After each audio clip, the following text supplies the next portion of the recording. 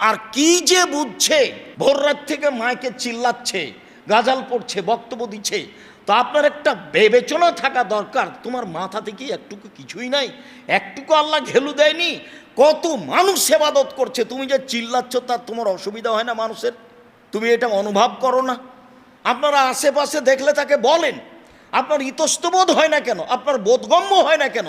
আপনার বোধোদয় হয় না কেন? আপনার মানবতা নাই কেন? পাশে আরেকটা মানুষ সালাত আদায় করছে, কেমনে করে? ভোর রাতে আজানের পূর্বে মানুষকে ডাক করে নামাজের জন্য জাগ্রত করা কি শরীয়ত সম্মত? না, মোটেই শরীয়ত সম্মত কাজ না, খুব খারাপ কথা।